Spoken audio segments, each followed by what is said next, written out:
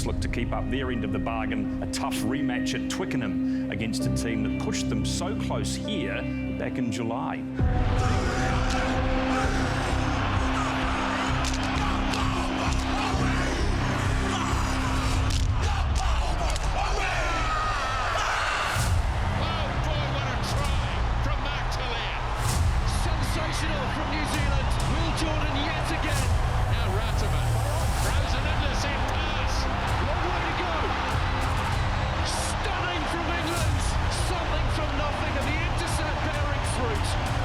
Almost that feeling of desperation. You get that sense. Really good on your side. And 20 minutes left. Here's Talia! Mark Talia! What a finish! Started on his way! And the moment is gone, and New Zealand have squeaked it. Yes, the All Blacks squeaked it. They showed grit and bravery to win ugly, but has it come at a cost? We talk about the casualty ward throughout the program. And look out London, our roving reporter is in town, Sir John Kerwin. We catch up with him a little bit later on. Very good evening. Welcome into the breakdown. Great to have you joining us today. The big dog is back in the house and back in his seat as well. Jeff Wilson, good to have you back. Well, since this morning, I was in that seat over there. I've got a new target though. He's right there. It's not Sir John Kerwin. Beavers in town. I love it. Beavers in town, and Brad Shields, newly minted NPC champion. Good to have you on the breakdown for the first time as well. Yeah, thanks for having me. It's exciting to back up another show this morning. Well, I'll tell you what, the fans have been given what they've been asking for. Stephen Doddle, more of him, please. So we've managed to bring him back for the second week in a row. And sometimes they say never meet your heroes. Today you get to work with yours, don't you? Yeah, Brad Shields. No, not Brad Shields. You make me blush, but yes, of course. Tell us. When I was about 7 or 8 and Goldie was about 25, absolutely sporting hero, the chip and chase, the flowing locks, and then, of course, being a young gun at the same time before we were the Black Caps. He was a young gun. That doesn't mean that you're not my target for today. You can butter me up as much as you like, but it's on. It's 100% I mean, it was at Seven on. Park against Australia. Was it a 6 or a 4 to win it? Bit of both, actually. Yeah. I appreciate it. Genuinely, yourself and Sir John Kerwin were your heroes growing up, right? What about you, Brad? Who were your All Black heroes growing up? Every kid at school. You have to say Goldie. I know I'll say Goldie. Someone similar, John Lomu. That was, very similar players. I don't know, growing up, you always want to be like John Lomu, right? Absolutely. Okay, fair enough, people. Jeff, you've been in Hong Kong. How was it? It was great, but I missed you guys. I missed being here. I missed the test match. I did watch the game in Japan, to be fair. I was watching it online, but I think ultimately this tour and what happened this morning, the juices are flowing now because we got by, we survived, and it feels as though we're in survival mode right now. I mean, last week you said this is the most important test on the tour, right? Taking on England first up, got to win it. They did. Yeah, and I mean, I think this sets us up. And I mean, Goldie said survival mode. Like for me, those are games that the All Blacks do win, and that's what the legacy's built on, winning games that, maybe with 10 or 15 to go, many of us thought that England was going to chalk up a famous day at Twickenham. 3-0 series sweep now over England. This was always going to be the yardstick comparing where the All Blacks were in July. In July, New Zealand beat England by 2 and then by 7. Oh, by 7 and by 1. This morning, we beat them by 2. So is this All Blacks a better outfit than we were in July? It's a tough question because I think it gives you a good reflection on almost where Test rugby is, and you want games like that constantly because you want people on the edge of their seat, you want the entertainment factor. But I think, I don't know, we said it this morning, like it's just a bit, there's a little bit missing, I reckon, and whether it was there in July, I'm not sure. You don't think this team is better or in a better position than they were 4 months ago, Jeff? Okay, I'll say I was a bit fired up this morning because I was a little bit disappointed because I thought we could have played better. And there were moments I felt we let ourselves down. But then you got to, I suppose, check yourself and go, this is playing England at Twickenham for some young guys who are experiencing that for the first time.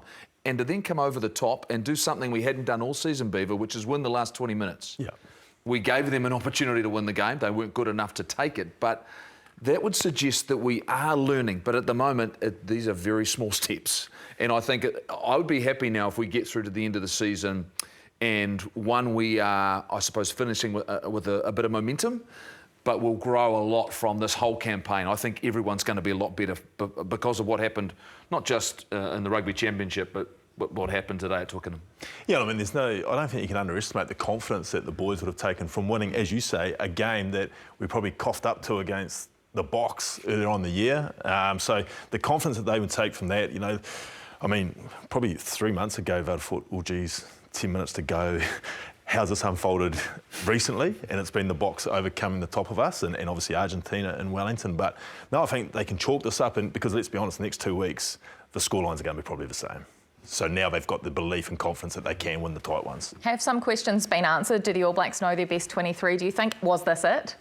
Well, I think there's going to be questions about who's going to be coming in and out, just with what sort of came from that game, and whether it's the best 23.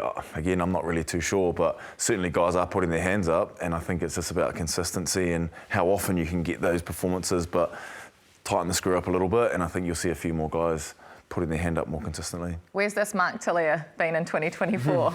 I was really happy for him. Yeah. Because we know how impactful he can be, how dangerous he can be, and when he gets his ball in his hands with very little space, he can do things that other players can't do. And these were two fantastic finishes. When you are in limited space, when you're using your acceleration, he's got great power.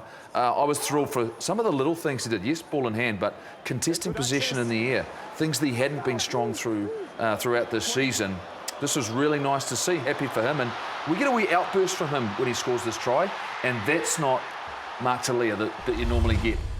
I think he himself wanted to put something special on, and he's done that. I think it was a big step forward for him and really helpful on the right wing.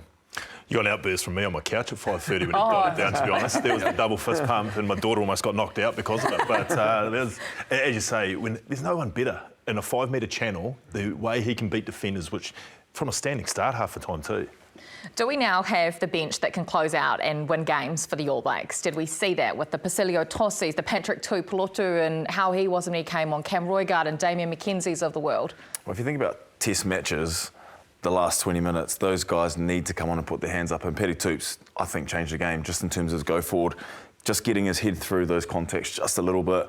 Our set piece, the scrum changed a little bit. So I think guys coming off the bench need to have impact. They don't need to do anything special, like Talia finishing his jobs really well. You've got to come on and do your job really well. And that's all that the coaches ask from me, I reckon. I think there's some hard decisions when they make changes because it's who they take off. So Talia was playing so well, but to get Will Jordan and leave him on the park, you've got Damien McKenzie coming onto fullback and then you're moving guys around, and that's something I'm not entirely comfortable with because Will Jordan's my fullback. I think maybe we need to trust, and you're probably better to talk about this, is if you're going to make a change at 10, just make the change at 10. Yeah. Leave the guys in positions where they are playing well. I mean, I think we saw from England that if things are going well at 10, or in those positions, like I think earlier on in the year we were a bit predetermined, right, 60th minute mark, this is happening, 50th minute mark, this is happening. Well, I think today we were a bit more flexible, and if you contrast that with England, taking off Smith with 20 to go, when I thought he was well and truly in control of the game, he was faultless off the tee, huge error. Just because, we've got Ford there, better chuck him out there. You don't change your 10 if everything's going along swimmingly. Talking about 10s, your captain, hypothetical captain, well, he did not too badly off the bench today, didn't he? Yes, of course. I did say he should be captain and was it Prime Minister last week? No, as well? You said his finances weren't good enough to be Prime Minister. He's a bit sloppy on that front. But, yeah, I mean, he came on. He's had a year where he's obviously started the majority. He got essentially dropped for this one.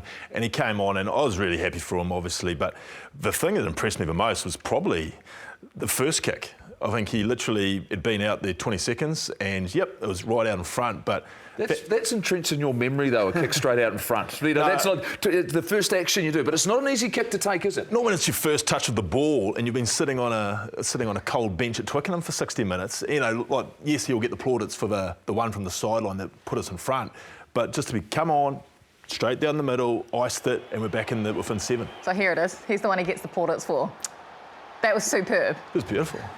And funny enough, that's a weak spot for him. That side of the field, that touch line. He's got great kicking stats, but if he misses, that's often where he misses from. Okay, well, here is someone that potentially could be Prime Minister of New Zealand if he put his hand up. Our roving reporter, Sir John Kerwin.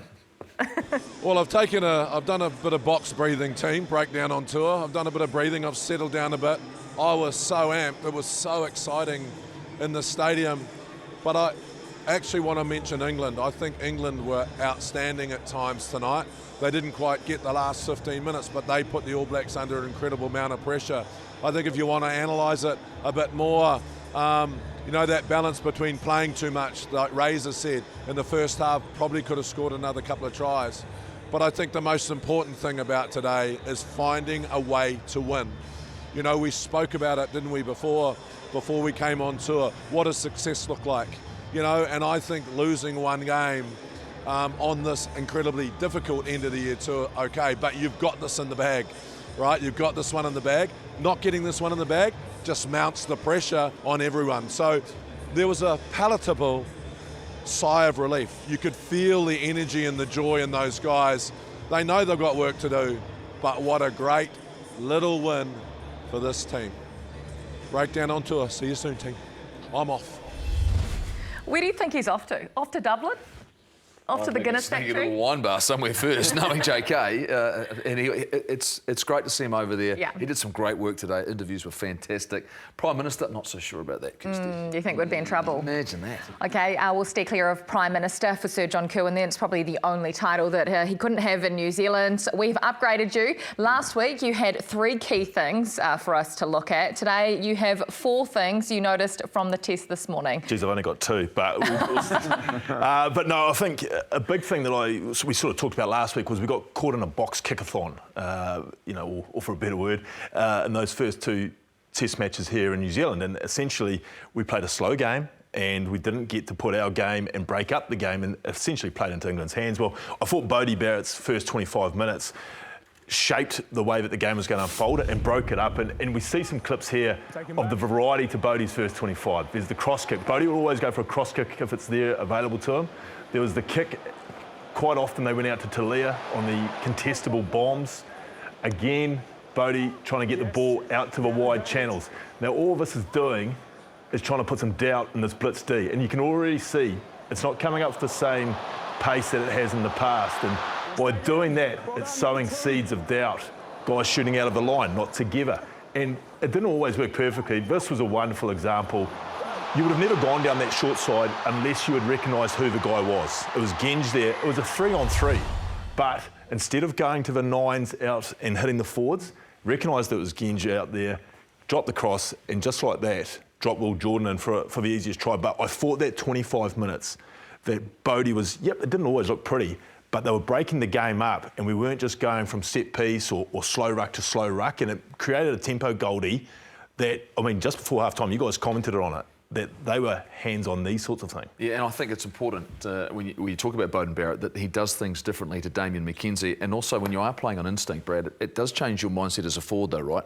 That you have to be a lot more reactive because quite often the game can be very structured, and we fell into some structure, but as a forward, how does that change you in terms of approaching the game, knowing that at some point you're going to have Beauden Barrett connect with Will Jordan to try and find space? How do you approach, I suppose, making sure you're in the right mindset? Yeah, well, I mean, as a forward, we don't have to worry about being on the edge, getting a kick or anything like that. And that's just, again, going back to our job. But I suppose the thing about the game plan that New Zealand had going into the game was obviously last time they got blitzed with that D. So you could tell the mindset of a forward was like, we need to get them narrowed up, we need to go through to give them the opportunity wide. So the bigger picture for us as forwards is, yep, that's where the space might be, that's how we're going to manipulate the defence, the backfield, wherever it might be. But our job is to get our head through, our job is to speed the ruck up, our job is to potentially get the ball gone so Bodie can be presented with opportunities and a little bit of time as well to see those opportunities, because instinct, as you know, is probably one of the biggest things on the rugby field. You've got,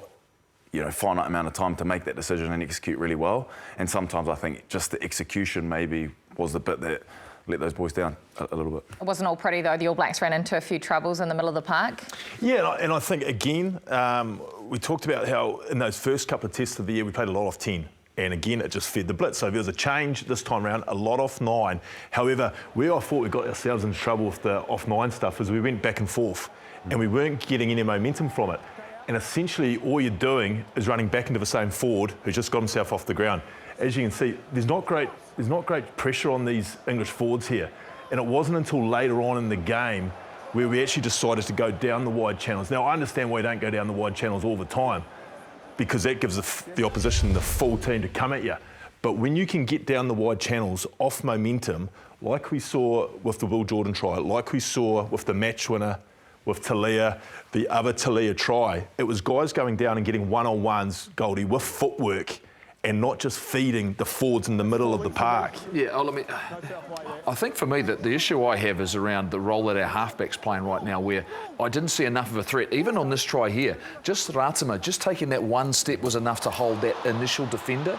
And then all of a sudden you get the 2-on-2 situation, nice little offload, you're seeing some space here. You're putting pressure on the outside man who has to make a decision. This is great work from Sititi. He knows exactly what he's trying to achieve here. He's already got that ball up, and knowing he can create a one-on-one, and you're talking about the All Blacks here, a one-on-one, that is an advantage. That's where the special skills come out. That's where the talent of Talia, Jordan, Clark, Barrett, all of these one-on-one moments I think are so important.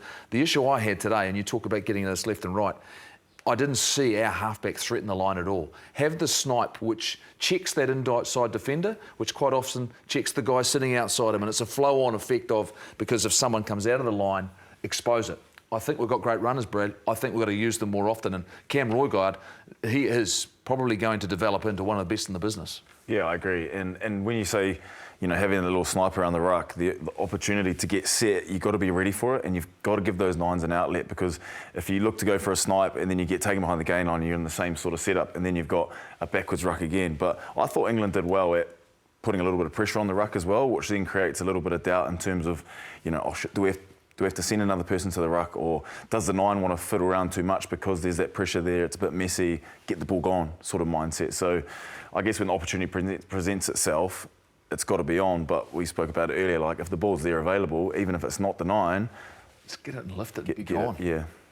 And I think the idea of getting them to chase, like we saw when those guys were in the wide channels, their front rows aren't as athletic as ours. I mean, our front rows probably don't want to be marking their wingers either, but when you can expose them and make them actually fold around a corner as opposed to just tackle, get up, wait for the next pod to come at me, tackle, get up, wait, make them go around the corner and have to deal with a Bodie or a Damien sweeping around the corner, which is 2 or 3 to get a one-on-one. Fourth and final point from you, B, since we've given you more time, given you what the people wanted, what was happening, our strikes off our scrum. Oh, plenty of you, not much of us. This is your show. No, well, again, we saw, I think, not an obsession, but with a lot of our play, it was all about the front man, hitting the front man because the blitz is coming now. This was a great early move, just a fraction off. And this also rolled into our phase play where we were all about the front runner. We were going to beat the blitz defence tonight by just going through them. It was just a bit surprising that we had 2 or 3 more scrums in similar situations, Kirst, when clearly we were hooking their midfield. We were getting their wide winger to chase, and what you do on a blitz defensive setup, but we didn't go out the back at all. And it just surprised me that we didn't make the adjustment to, I guess, essentially you're working them over with the one move. And you go, right, you're going to hit the front runner, right, we've got him chasing in, we'll go out the back to Will Jordan, and you talk about walking in. And there was instance later in the set piece too, in the phase play, Goldie, where, again, where it was just so front runner, where I think just before we actually got the match winner end, you pull out the back, and I think she's a 5-on-1 already to Talia. So the scoreboard tells us we won. Right, it says that I'm not sure we tactically got it right in this game. Clearly, we missed opportunities, and that's where that growth I'm talking about through the course of the season is. Are we getting better or are we getting by? I think at the moment, Brad, we're getting by, and we're putting ourselves, as Razor talked about afterwards, in terms of a position to win Test matches, all of them this year. The fact that we were there with South Africa, we were 12 points ahead of Argentina the Test, we lost to them, and we fell off.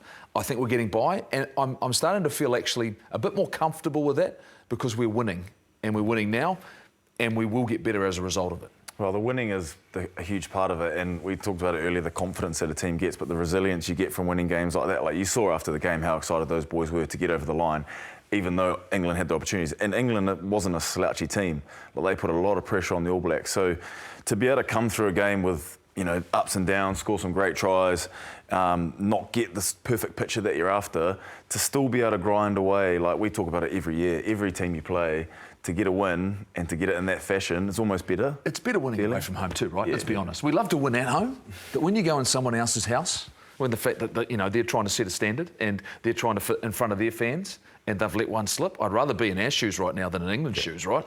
And Steve Borthwick having to deal with his challenges. Well, I just remember playing when I was lucky enough to play the All Blacks and face the All Black haka in England, and we probably should have got the win. I remember, Courtney Lawes charged down Sam Underhill in the corner and it came back.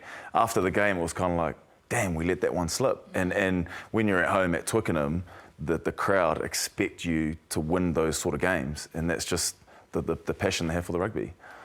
And the beauty about today, Goldie, is we actually use the great word of learnings. When you think about... It's not a word, you know that. It's a rugby word.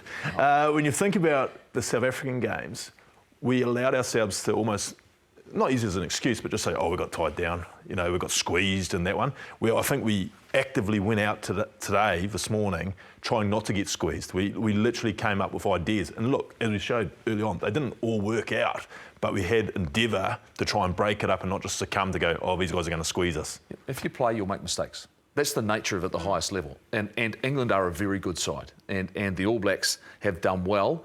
And I like the fact at least we've started to play. If we'd just kicked the ball away and let them run at us and we got on this aerial ping pong, no one's satisfied and it's not tapping into our advantages. You just said it. England are a very good side. We take nothing away from them, but how much tougher does the task get in 6 days' time? We've got some injuries. We've got some serious injuries. Can you run through the Well, we don't have official updates, but everyone concerning. that you talk to says there is no way that Cody Taylor will be playing in Dublin, and we do not want to rule him out prematurely, but he is under an injury cloud, as is Bowden Barrett and Anton Leonard-Brown, all for the head, Tupou Va'i with his knee as well. No one thinks Cody Taylor's going to be playing. What does that mean? Well, I just think it means that someone like Asafo Moore, who gets chucked into a game in the first sort of 3-4 minutes, gets to prep a full week starting and gets that confidence going into the game. And we know what someone like Asafo can do with ball in hand and his energy that he brings to the team. You got Petty Toops, where could easily fill in for Tupou Va'i. Yeah. Played an amazing game. So I just think there is a lot of depth there. It's just getting them on the field and just making those changes and getting on with it. If Cody is in fact ruled out, maybe for more than 1 week, they're going to have to bring someone else in. The hookers in the All Blacks 15 right now, Brodie McAllister, Kurt Eklund and Bradley Slater. Who comes into the All Blacks environment? Ricky Riccitelli. Oh, no, because we all think he should maybe be there. Who comes in? That's a great question. Guys, who comes in? I'd go Riccitelli, yeah. He's not there. Kurt Eklund, probably for experience and playing big games, maybe for the Blues. I mean, obviously, Bell's going to be the next cab off the rank, right? Yep. So he's going to be your guy. He's played a couple of test matches now. Whoever comes in, if they're forced to come in, and Derry might have to come in to cover Violet. These are hypotheticals. Let's be clear about this. We're not ruling anybody out. They won't have experienced anything like they're going to experience at Aviva Stadium in Dublin in next Friday. It's How going to tough be, is it? Wow, it's next level, right? It'll be something else. Bit of bad blood over there as well. Well, it's pretty spicy at the moment, isn't it? For about 5 years, I think it's got really spicy. No, I mean, I think it's going to be pretty much open season. Sam Cane there, he spices it up too, obviously with his relationship with the Irish. But Rico probably going to be there as well. Yeah. Are Ireland the best team in the world right now? They think so, don't they? They think that every time. Go on, Brad. Who's the best? When you think about Ireland, and look, I know what happened last year's Rugby World Cup, but this is a different challenge, right? And where they're at right now, and the motivation that they'll have, right? This is.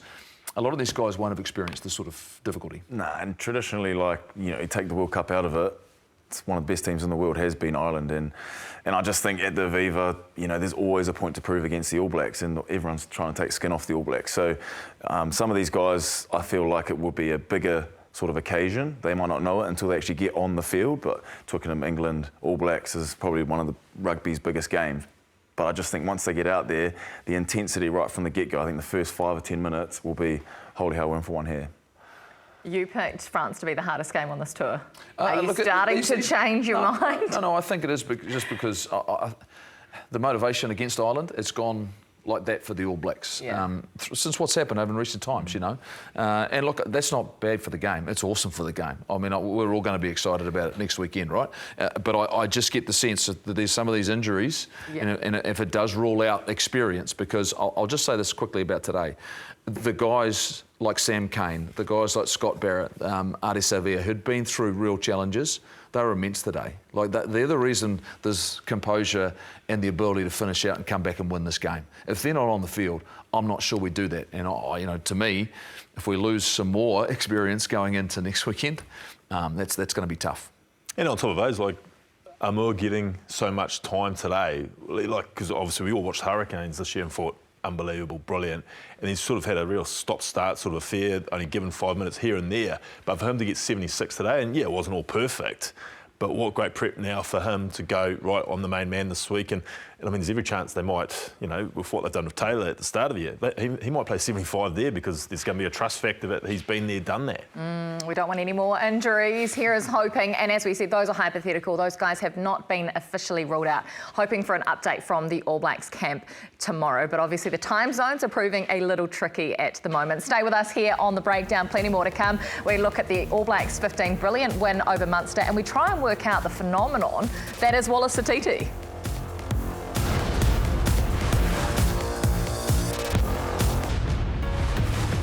Sititi again, brilliant offload, Talea. Oh, he's going around the outside again, Talea! But Wallace Sititi was absolutely sensational, and he's our player of the match. That guy has got a wonderful rugby future ahead of him. Breakdown on tour, people. I'm here with Wallace. What an amazing moment. I mean, I was nervous in the stand. How were you on the field?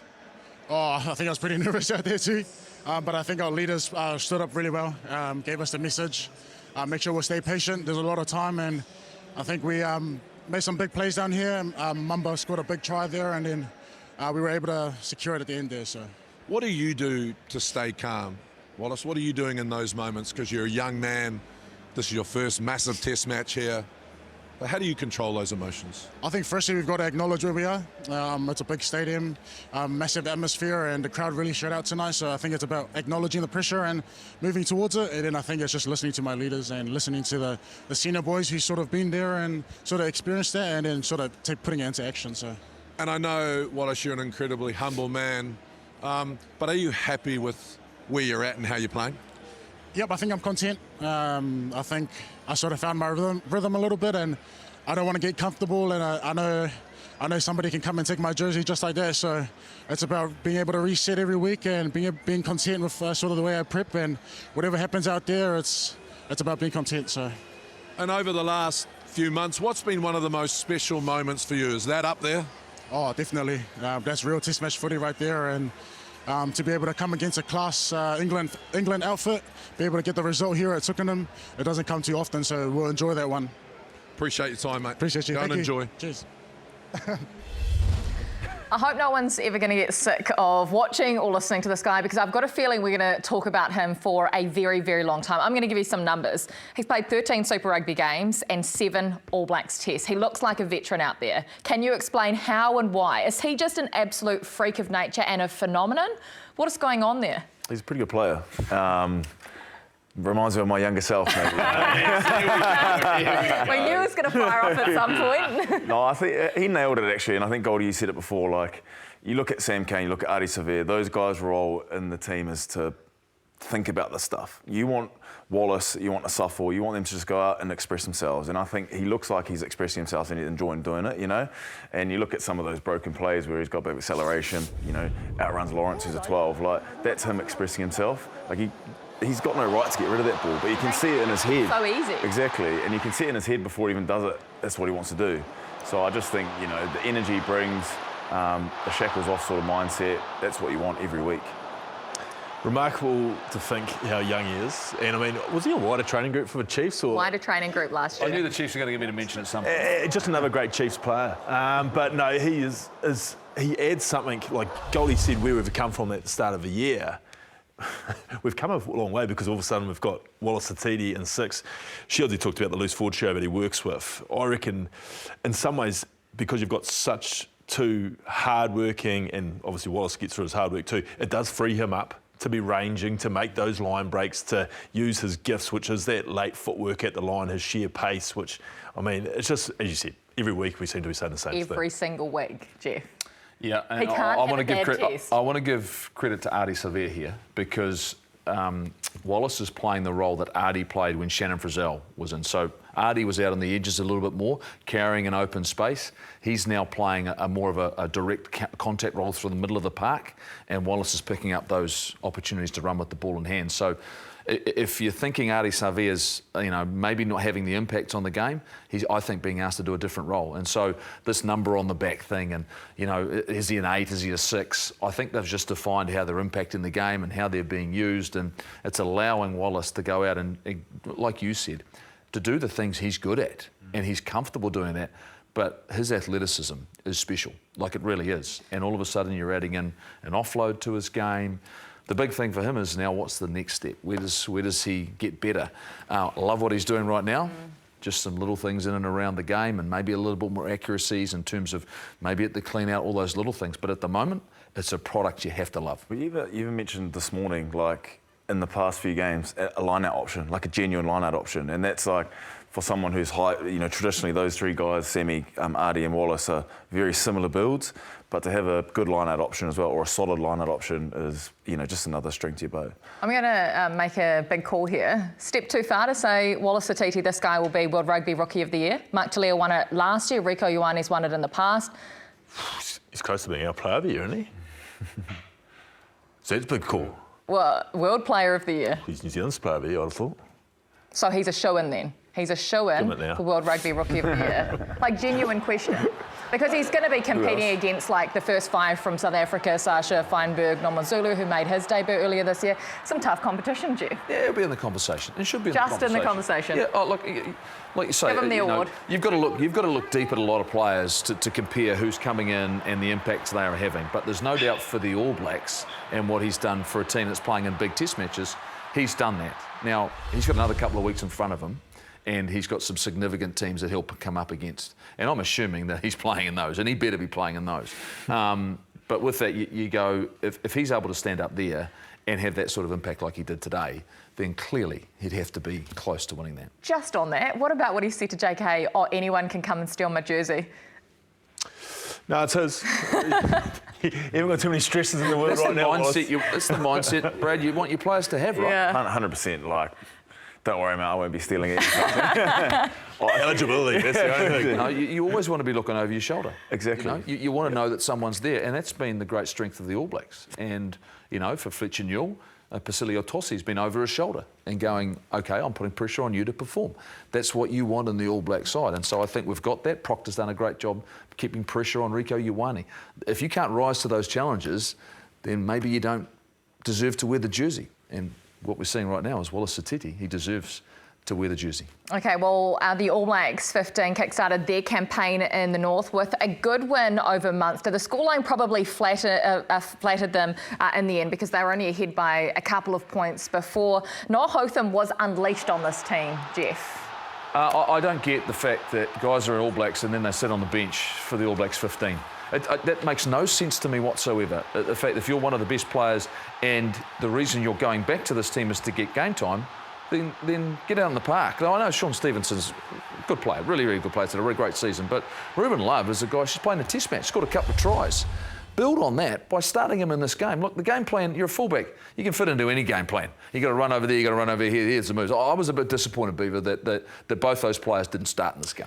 Yeah, well, I mean, plenty of people talked about Finlay Christie as well. So, he was, the incumbent, but it was a very interesting fixture for me, Kirst, and I guess one of the eye catchers for me was AJ Lamb, predominantly a winger and then turned into a 12 there for the Blues. But I don't know, Goldie, maybe 13, when you looked at a couple of lines you ran, great distribution skills to set up Karufi's try in the corner. He looked pretty sharp at 13, I thought.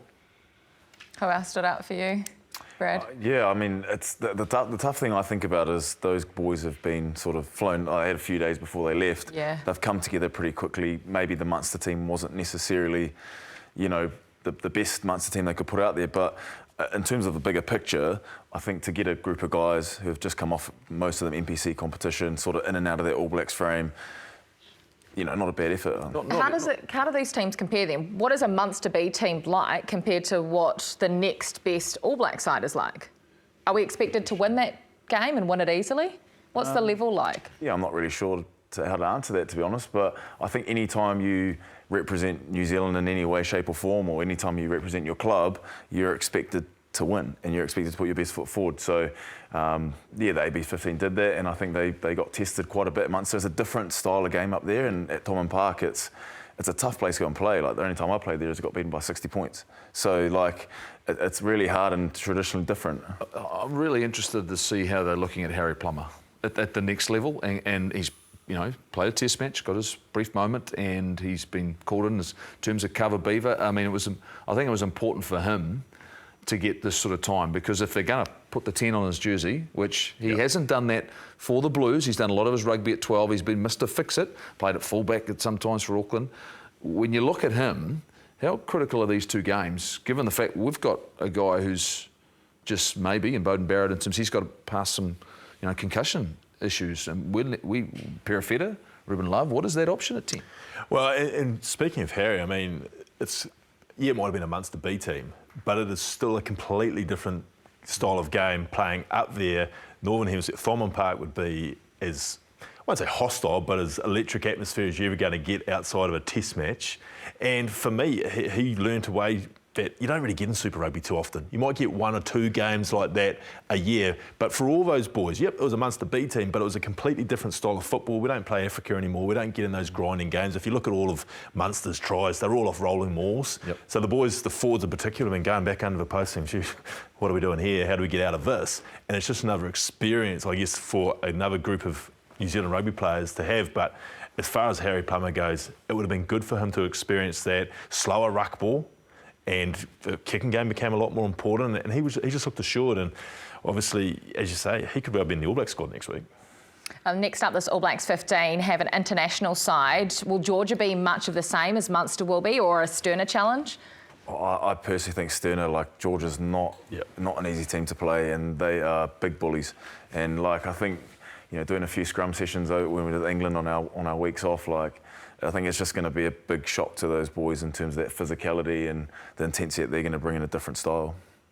Yeah, played with a few of them in the Barbars team, and they scared me, and I was on their team. Was this off or on the field? Oh, both. Yeah, I was about to say, it sounds like both. Old Mamoko, or the big 6 that used to play for Toulon, he was one scary character, but like just huge men. And again, like, we obviously pride ourselves on being athletes up front, but they don't worry about that. They will just be there to scrum and maul us into the ground. So again, a different experience and one to negotiate your way through. Yeah, they'll think they're playing the All Blacks. Yes, that's what they'll be. The closest they'll ever get. That's as close as they'll get right now. Yep. If it doesn't come at a Rugby World Cup, and these are games that New Zealand Rugby are determined to play in the future. The All Blacks 15 are going to go around the world, and I think it's fantastic for Georgia because, like you say, it's a different style of football that they'll face as well. And, you know, I hope that these relationships we're building with these other countries continue to grow, because those experiences going into different environments are how our players get better, because we don't get a lot of that now. So much is just here and across the Tasman, the odd trip to Fiji. That's pretty much it for guys who are playing in New Zealand.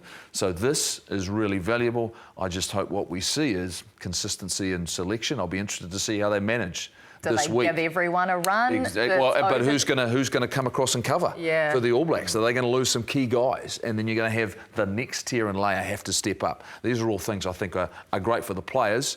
But the expectations are black jersey.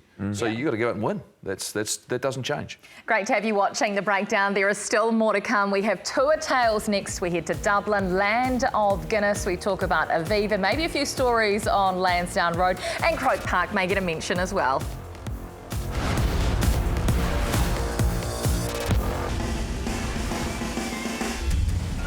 I'm actually really looking forward to heading over to Ireland. That's probably a place I haven't been to yet, but if we trace back to the Clark bloodline, it's actually started in Ireland, in Northern Ireland, I got told. So that's definitely one place that I'd love to go to. I'm also a big Guinness fan, and I think that's the Irish in me. And so yeah, I'm just really looking forward to heading over and you know, playing against the Irish, hopefully, and then as well as getting to see the sights, because I know it's a beautiful country as well. Oh, Caleb Clark, always brilliant. So who knew the Clark bloodline actually came from Northern Ireland, and he's had a stop at the Guinness factory. Is that just a prerequisite of touring there, Jeff? Yes, it is. You have to stop at the Guinness factory. You have to go to the Guinness factory. You have to sample. What's it like? It's amazing. It's amazing. I enjoyed it more. I've never seen your eyes light up. On the breakdown. It's a great fixture and place to go when you go into. And like I was lucky enough to play at Lansdowne Road for the All Blacks, you know. So you're going back a fair while.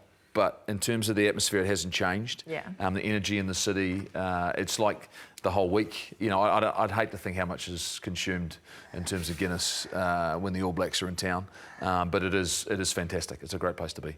And you don't want to drink Guinness, I don't reckon, anywhere else in the world. But Irish Guinness is unbelievable.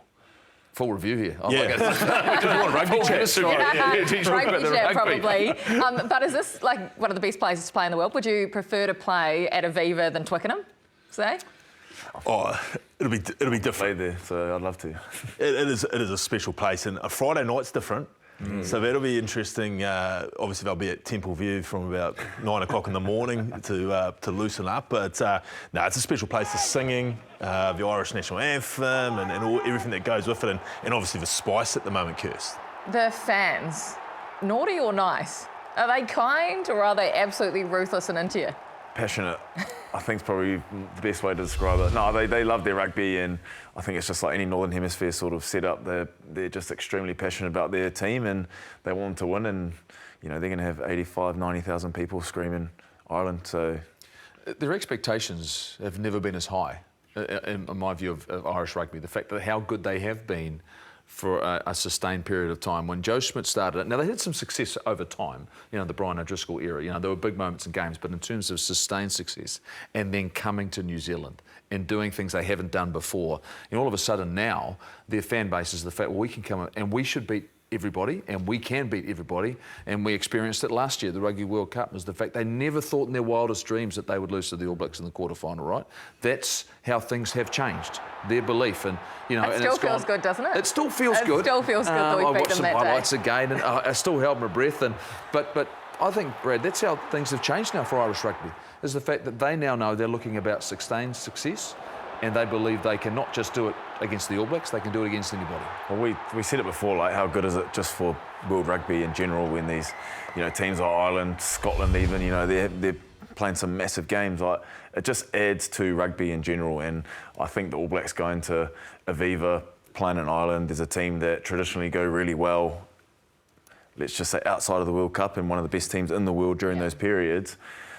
It's just good for rugby. Beaver, I know what it meant to me in '96 when we went back to South Africa after we'd lost in '95, right? That next time you play the team that's beaten you at a Rugby World Cup. When we lost to England in '19, the next time that opportunity comes along, that it bubbles, you know, it's there, you know, it'll be there. And the fans will be trying to make sure that it doesn't happen again. They'll do whatever it takes. And so what we saw this morning in terms of the English fans and their response to the haka, it's going to go up a gear in terms of at Aviva this weekend. It's going to be massive. You mentioned the Friday night. Is that a stitch-up? Because it's a 6-day turnaround. I mean, how tricky is a 6-day turnaround for the All Blacks to navigate after playing against England? Well, obviously, stating the obvious, it's one less day as far as recovery and training. Does it make a big difference? Guys who are routine-based, a little bit. And coaches will probably be trying to work out, do we cram as much as we can in? They'll want to, because coaches are obsessive characters and they'll want to get all their information out to them that they've done all this analysis on. But by this time of the year, not really. Like, you're just getting the bodies right and you're going again because everyone should be across the detail. And it's just right, this is what we're going to pull out this week against Ireland. This is someone that took like zero contact when he was playing though. So as someone that's, you know, tough, I was zero. tackles, I was zero. He was slightly more than me. 80 minutes, how hard is it for a forward to back up? Well, yeah, I mean, 6 days, yeah, as you say, it does give you one less day, but I think that it's like a cycle, right? Monday, Tuesday, Wednesday, Thursday, Friday on a Saturday game. You're in bits. Almost. And then by the time you get to game day, no matter if it's a Friday, a Thursday, a Sunday, you've just got that extra bit in you that you're like, well, everything's gone. I'm here, I'm focused on the game. Adrenaline kicks in, recovery that you do earlier in the week. And I think you're right, like it's the small detail. Like, yeah, at the time of the year, everyone's fit enough to play rugby. Safwan Moore hasn't played a lot, but he lasted 74 minutes. So he's not, you know, guys aren't shy of fitness. So it's not going to be a problem. It's just what do we need to do, the small things to get over the line. Couple of selections, and I'm not talking about the guys that are injured here. First up, Ethan de Groot, who of course wasn't available for selection for this one. We're not sure what he did, but he will be available against Ireland. Does he play? Does he come into the 23? Does he come into the 15? What are you asking me about props? This is a big one. I thought Tamaitu Williams continues to grow. You know, he's getting better and better all the time. I think if he's feeling good, I think he should start again. I genuinely believe that. I think he's that type of player. Ethan's got a lot to offer. Brad, what would you do, Brad? Yeah, I mean, I guess you look at the way you want to play Ireland, and I haven't looked at Ireland too much recently, but they're obviously going to be very set-piece dominant. They've got a couple of big boys up front, so what's your aim, what's your goal, what are you trying to get out of it? Is it a big scrum mindset, because the back end of that game was something that they can hang their hat on, so it's a good question. Oh, and they're a massive set-piece team, and they launch all their attack, and they're very creative. They'll have plans to try and expose, so not that I know how to scrum. That wasn't a question. But if you want to take away one of their greatest strengths, then disrupt their set-piece. So De Groot? Look, I don't know anything about scrummers. Who's the best scrummagers? I don't know. And what side does he play on, Beef? Oh, no, I'm he's pretty loose at the moment. Cam Roigard, start or coming off the bench? He's starting. He starts. So Cortez is on the bench for you, or do you bring TJ Why? Perenara back? Why does he start? Why the switch? Well, for me, he's our best halfback, and it's been a case of getting him back to full fitness. And he came out, and again, Japan was a building block on the back of his NPC.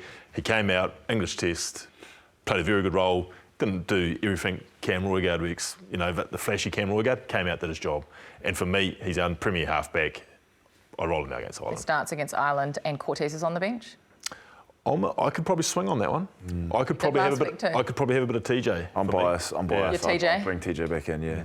When you look at if you look at guys coming in and out with potential injuries, does TJ bring some of that experience potentially off the bench late in the game where you need to sort of nail those bits and pieces to allow the Wallaces, to allow the Suffles to play with freedom? And I mean, obviously you can't predict if you're going to be up or you're down, but he has proven time and time again this year, come off the bench defensively, won us a test match in Sydney, Goldie. I know you're looking at me like I'm what are you doing, Jeff? Rubbish here, but I just think he's...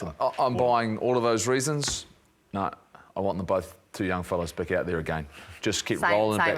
But the other way around. Other way around. Roll them out there and away they go. I just think for me, just keep giving them the experiences, keep giving them the pressure. TJ's done a wonderful job for the All Blacks. I love having him as cover if someone's banged up or we get an injury. He'll do a great job. But I think for me, it's time for every Test match. I'll use some of JK's words here. That's not that far away, the World Cup. But if we can keep giving to him, he's feeling good.